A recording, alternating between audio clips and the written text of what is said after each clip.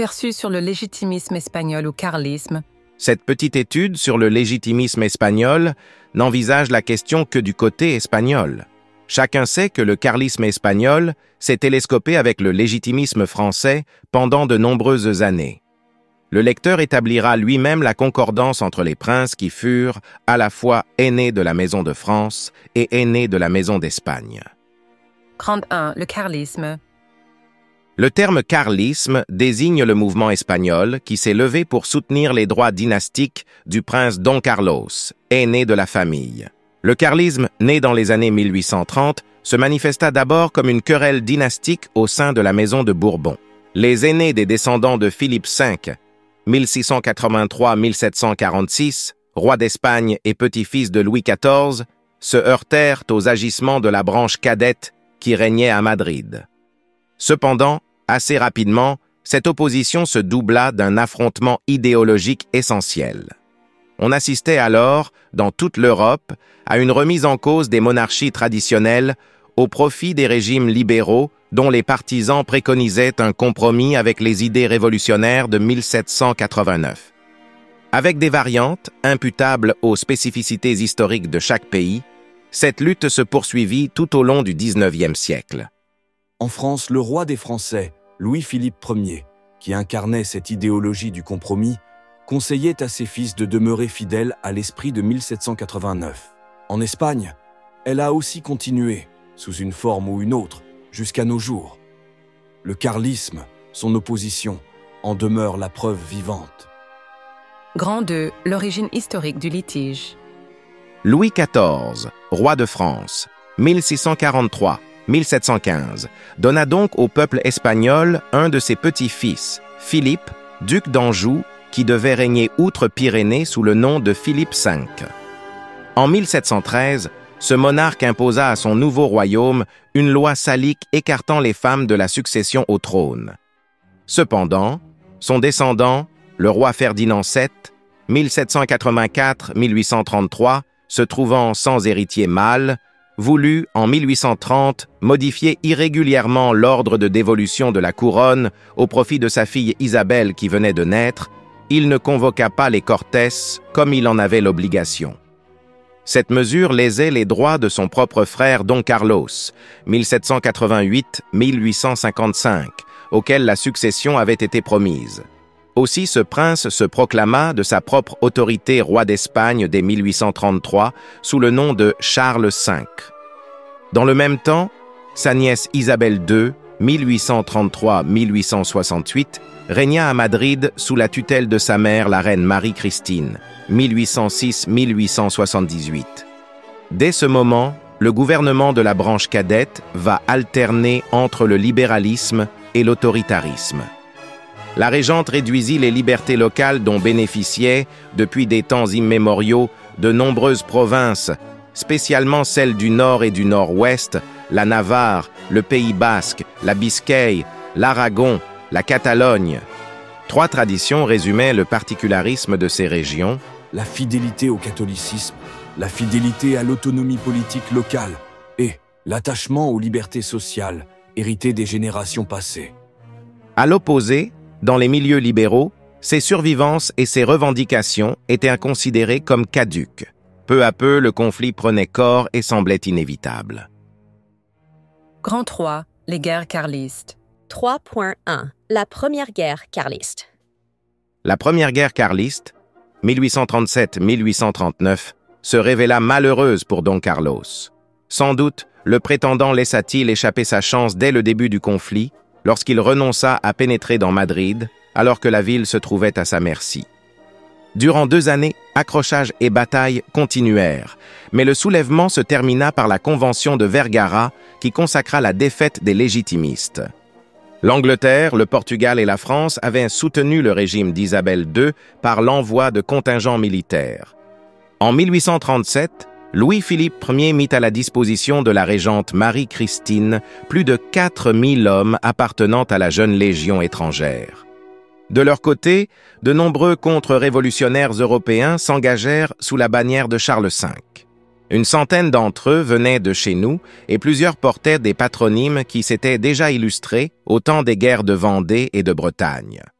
D'une certaine manière, pour eux, c'était le même combat qui continuait. Ils suivaient l'exemple de leur père. En 1845, Don Carlos, qui avait connu l'exil après son échec de restauration, résigna sa charge en faveur de son fils Charles-Louis, Charles VI, 1818-1861. Rapidement, le jeune prince voulut renouer avec l'épopée. 3.2 La Deuxième Guerre carliste. La Deuxième Guerre carliste éclata. Elle devait se prolonger jusqu'en 1848 et s'achever, elle aussi, par une défaite. Le roi carliste abdiqua au profit de son frère Don Juan, Jean III, 1822-1887. Celui-ci, partisan des idées nouvelles, était loin de partager les opinions de ses soutiens. Aussi, dès 1868, il abandonna ses prérogatives en faveur de son fils Don Carlos, Charles VII, 1848-1909, titré duc de Madrid. 3.3 La Troisième Guerre carliste. Les hostilités devaient reprendre quelques années plus tard, le nouveau prétendant espérant profiter des troubles occasionnés par le départ pour l'exil d'Isabelle II, 1868, et la proclamation de la Première République espagnole, 1873. Alors, une troisième insurrection débuta, qui ne prit fin qu'en 1876 et se solda, une fois encore, par un échec et l'éloignement du prince. Grand 4. L'heure du combat doctrinal. Des convulsions sporadiques secouèrent encore le pays, mais les armes finirent par se taire. Les carlistes se tournèrent dès lors vers le débat doctrinal afin de faire triompher plus pacifiquement l'ordre naturel et chrétien, au lieu et place de l'idéologie révolutionnaire qui semblait submerger le vieux continent. 4.1 Un légitimiste espagnol, Don Sarda y Salvani. Parmi les publications qui jouèrent un rôle important dans cette reconquête des esprits, il faut citer l'ouvrage du père bénédictin Félix Sarda y Salvani, « Le libéralisme est un péché ». Le religieux, acquis au carlisme, fit paraître son étude en 1884, et aussitôt les libéraux tentèrent de le faire condamner par Rome. Leurs manœuvres auprès du Saint-Siège échouèrent.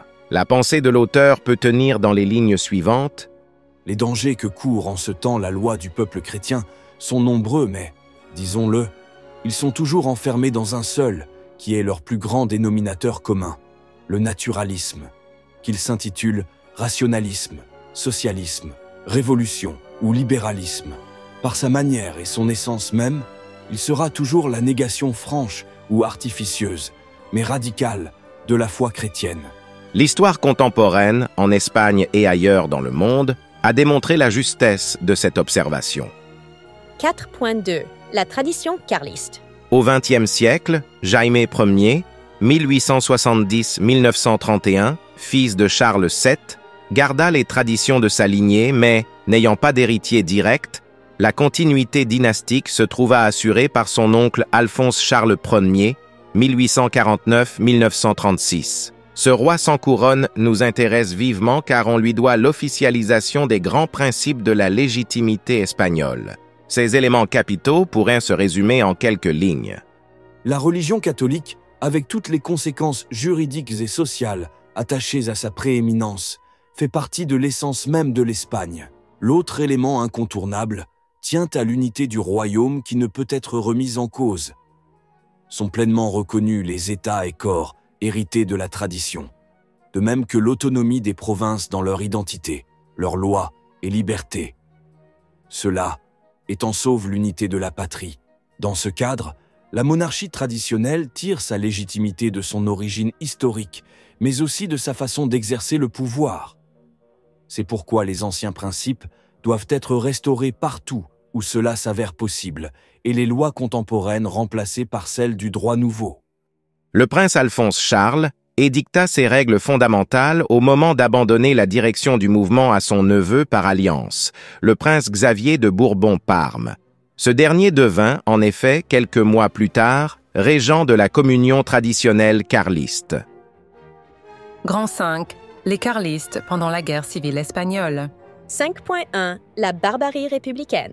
Cependant, au cours de 3 années d'épreuves, de souffrances et d'héroïsme, l'Espagne allait connaître une terrible guerre civile qui devait secouer le monde entier. Dans son encyclique Divini Redemptoris, consacré au communisme athée, le pape Pie XI dressa un tableau bien sombre de la situation en terre espagnole. Rappelant les assassinats des clercs et des civils ainsi que les exactions en tout genre, il s'écrie « Et cette épouvantable destruction est perpétrée avec une haine, une barbarie, une sauvagerie qu'on n'aurait pas cru possible en notre temps. » 5.2 Les combattants carlistes de 1936. Seule une véritable croisade pouvait faire reculer la révolution. Alors les carlistes se mobilisèrent. Le 19 juillet 1936, les Requêtes, descendus des montagnes de Navarre, se rassemblèrent en armes au nombre de 6 000 dans la région de Pampelune. Ils se pressaient autour du drapeau blanc frappé de la croix de Bourgogne, témoignant des anciens combats. Sur leur poitrine était cousue l'image sainte du Sacré-Cœur. Les volontaires portaient enfin le légendaire béret rouge. Ils répondaient à l'appel de leur régent, prêts à consentir le sacrifice suprême pour Dieu, la patrie et le roi.